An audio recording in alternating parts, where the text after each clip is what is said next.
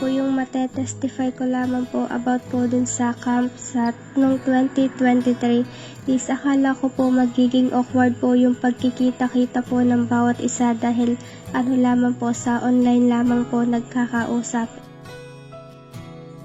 Nakakatuwa kasi yung mga kasama ko is hindi estudyante. Hindi yung estudyante sa school, kundi yung mga kapwa ko believers and workers. Yung confident ako na may ipoprovide si Lord. Puri ng Panginoon talagang sobra pa sobra yung pinrovide ni Lord. So, praise God sa provision talagang. Sapat ang kanyang pagpapahala. Parang hindi first time meeting dahil napakagaan ng loob sa isa't isa. At yun, nakakapag-share din ng kanya-kanyang views about beliefs, ganyan. At marami din po akong natutunan sa mga nakasalamuha ko doon.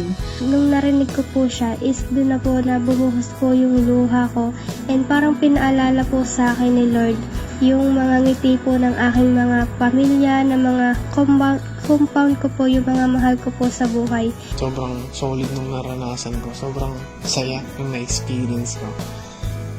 Kasi, yun nga, first time ko lang din na-experience sa buhay ko yung ganung fellowship. And hindi ko inaasahan na ganun pala siya kasaya. Marami akong natutunan sa mga taong nakausap ko, no? Marami akong mga na-experience na hindi ko nagawa, no? Gaya na lang na magsalita sa harap ng maraming tao, no?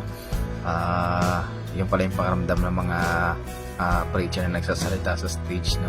Una, I wanted to testify that God is my Jehovah Jireh, the Lord my provider. Siya ang nag-provide ng mga pangangailangan ko mula sa pamasahe, sa pagkain, sa registration, sa strength, sa health, sa lahat. Si Lord nag-provide ng mga taong magkaloob ng mga ito, siksik, liglig at tumaapaw. Sa event na yun, grabe, yung moving ng Holy Spirit, yung sa revival night, doon ko nakita na yung purpose ng ating Panginoon at ni-revive niya yung spirit ko and He restored me sa relationship ko sa Kanya. Naka-receive ako ng blessing from the Lord spiritually, physically, and mentally.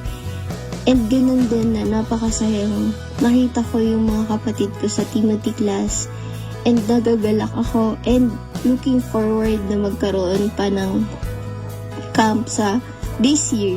And then God spoke into my heart that says, my child, you have to go back to me. You have to go back to your first love. Tapos pinagprayan ako ni Pas Jay tsaka ni Pas Chris. So kay Pas Chris, ayun, yung heart ko, I know, God knows that I've been hurt. And then Pas Jay prayed na Lord, ipakita mo sa kanya na nakangiti ka sa bawat ginagawa niya. I am expecting na i-review ko ng Panginoon sa panalangin na go lang, go. Bakit ka nagre-release emotion mo? Pero I didn't know that was the word na kailangan ko ng gabing yan. Na nakikita pala ni Lord lahat ng ginagawa ko. Na meron pala. Alam mo yun, there's a joy from the Lord. Dun sa mga bawat sacrifices, sa mga bawat iyak na binibigay ko sa Kanya, nakikinig pala yung Panginoon sa akin without me knowing. So, ayun, I have been revived, I have been restored, and I have been baptized. You know, that surreal feeling na hindi na daw ni Lord na mangyari sa akin from the previous years. Pero ina daw ni Lord na mangyari sa akin sa pamamagitan ng first church ko, which is Timothy class. So it is indeed a great experience to me, and not only experience, but God restored me, put me into revival, and He definitely puts me into another season, into another step of my calling. So